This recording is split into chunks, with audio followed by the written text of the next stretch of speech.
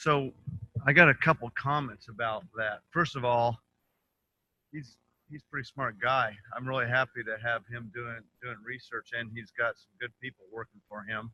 The second thing is I hate following him on giving talks because I suffer by comparison. Yeah, yeah. The third thing is I think it is premature. Where are you at, Tobin? Are you okay? I think it's premature to call it fludeoxonil resistant because we don't know that field rates won't control that.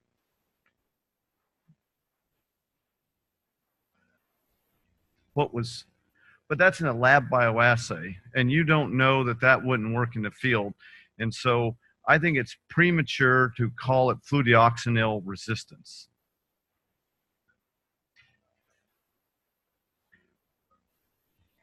I just want to emphasize that there is the possibility of resistance developing to that fungicide. I agree 100% with that, and we need to rotate. And you guys can't use Captan, is that right, in Canada?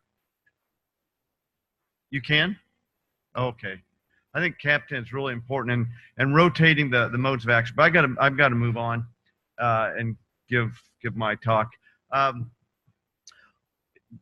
going to talk to you about the project that this is the one that got the highest ranking when Blueberry Commission ranked its proposals, and that was looking at residue decline curves for fungicides. This is a slide of fungicides on blueberries. If this is one marked in red, that's one that's going to be almost impossible for us to meet. But you see something like this, where you have Boscalid has in the United States. Let's see, Boscalid has MRI tolerance of 13 parts per million, but you go to Korea or Canada and it's got 5 or 6, and so you're concerned about if you can use it in the United States legally, but maybe you can't export it. And we want to see on the residue decline curves how, if there's a way to use this product, like maybe we might extend the PHI for extra days and maybe the residues would decline enough that we could go into Canada.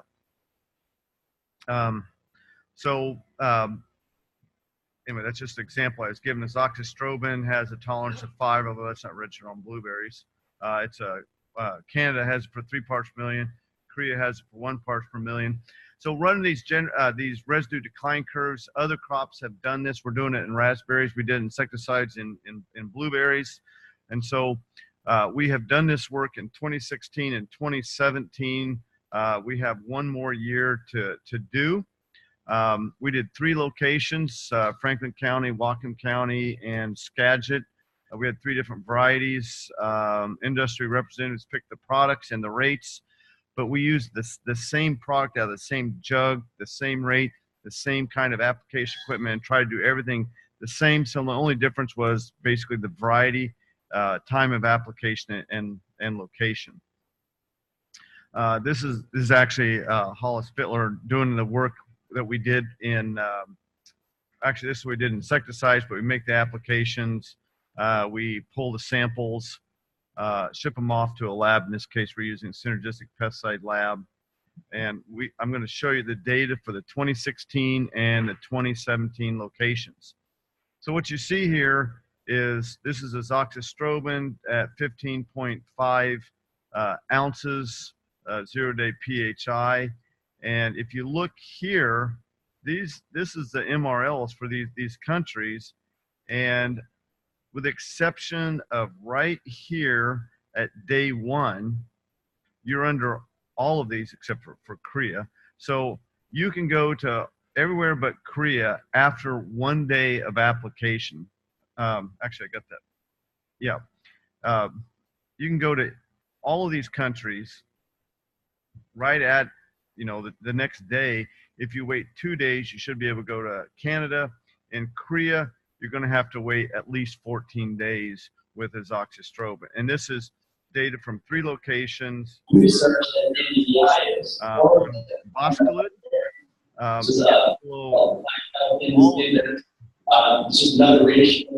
below Canada and Korea. So you can use Boscalid, even though the tolerance in the U.S. is 13. based on this data, you can hit all of these markets. You look at Captain, we did it 2.5 quarts. Bill, I'm going to put you on the spot. Is that the high rate? What's that? God, I can't remember off the top of my. I haven't seen any 80% liquid, so it must be the 50% liquid. I'm going to have to get back to you on that. I can't remember. That would be the high rate at 50% liquid. Okay. In this case, we could hit all of the markets except for Canada, and we just are not going to be able to go to Canada. You can't do this product and use it. You can't use this product and go to Canada if you're applying it in harvest. Captain is just it's used at a high rate, and it just doesn't decline very quickly. Cyprodinil, which is 1/2 of switch, you can go to any place after, let's see, you can go to all of these countries except for Korea and Hong Kong does not have a tolerance. So if you're going to go into Hong Kong, you just can't use Cyprodinil. In Korea, you're going to have to wait for a couple days, and then you can go into Korea. Finheximide, you can go into all of these countries. 5 is the limit, or Canada is 4. You can go in. Fludioxonil, that's the other half of switch. It's below 2, so it's not an obstacle. Isofetamide, this is Kinja at the high rate. The problem that we have here, it's a relatively new product. We don't have MRLs for some of these countries. So if you're wanting to use Kinja, and Kinja is one of these group 7s that works against pristine resistance, you got to be careful. Regardless of residue decline curve, I mean, it goes down. Everything was below 5, so it's not a problem for any country that has it and tolerance. But some countries, Australia, Hong Kong, Taiwan, simply don't have any allowance for this product. This is Rovrol. Rovrol is another one of these products like Captan that just doesn't really decline. And so we just have a problem. There's no tolerance to go into Canada, and this is a product that the residues stick around. So it's probably going to be a problem for Taiwan and Canada, and there's no way around this. So if you think you got product that's going to go to Hong Kong or Canada, you can't use Ziprodione, Rovrol.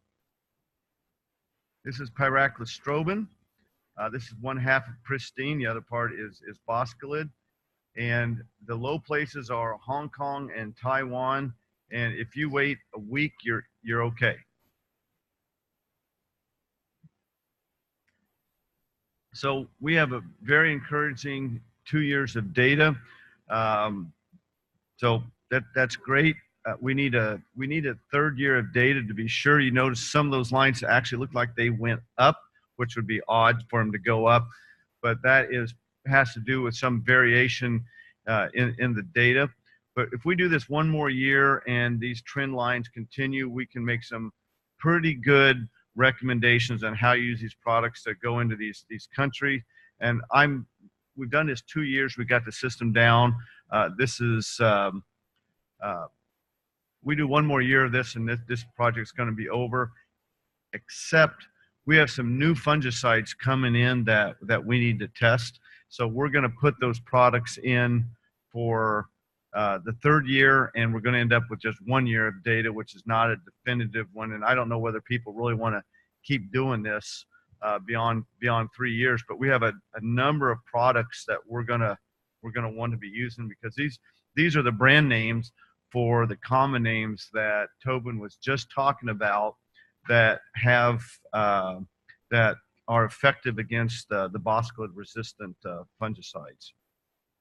So I was generous with my time with you because I knew I was not going to take 30 minutes. I want to thank Tom Walters who helped do some of the field work. Camille Holloway from Synergistic Pesticide Labs as well. It's going to be the end of the meeting, but I'll take questions if you have any. Daryl is so meetinged out, he doesn't have a question.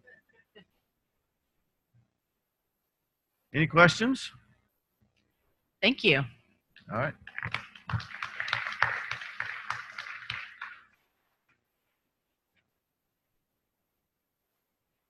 We do have pesticide credits available